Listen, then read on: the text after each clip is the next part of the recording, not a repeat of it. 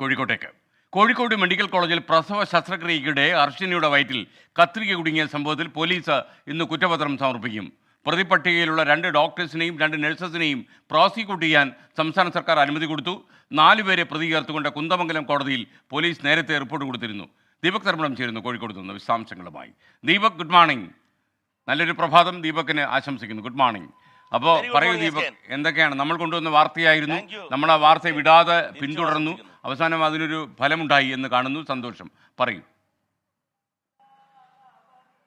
അത് തന്നെയാണ് SKN. ഒരുപക്ഷെ 24ന്റെ ഗ്രേറ്റ് ഇമ്പാക്ട് ഒരുപക്ഷെ മലയാള മാധ്യമ ചരിത്രത്തിൽ തന്നെയുള്ള ഒരു ശ്രദ്ധേയമായ ഇടപെടലാണ്.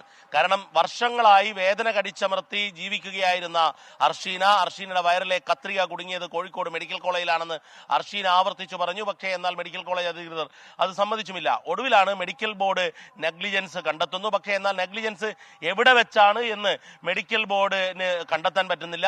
അങ്ങനെ പ്രതിസന്ധിയിലായ ഘട്ടത്തിലാണ് പോലീസ് തലപ്പത്ത് നിന്നും എവിടെയാണെന്ന് അന്വേഷിച്ച് കണ്ടെത്താൻ വേണ്ടി അസിസ്റ്റന്റ് കമ്മീഷണർ സുദർശന്റെ നേതൃത്വത്തിലുള്ള അന്വേഷണ സംഘത്തെ തീരുമാനിക്കുന്നു.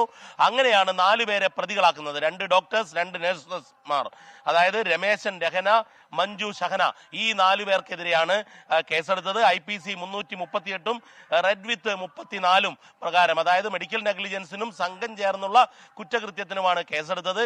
അതിൽ കുറ്റപത്രം ഇന്ന് Kunnamangalam judicial first class magistrate മുൻപാകെ K. സുദർശനൻ നൽകും, അസിസ്റ്റന്റ് കമ്മീഷണർ ഓഫ് പോലീസ്.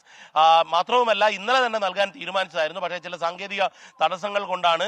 ഒരുപക്ഷെ കേരളത്തിന്റെ ചരിത്രത്തിൽ മെഡിക്കൽ നെഗ്ലിജൻസിന് ഇത്തരത്തിൽ പോലീസിന്റെ അന്വേഷണത്തിലൂടെ ഡോക്ടേഴ്സ് ഉൾപ്പെടെ പ്രതി ചേർത്ത് കുറ്റപത്രം നൽകുന്ന ആദ്യത്തെ കേസാണ് ഇതെന്നുകൂടി നമുക്ക് പറയേണ്ടി വരും. അതിന് കാരണമായത് 24 വാർത്തയാണ്.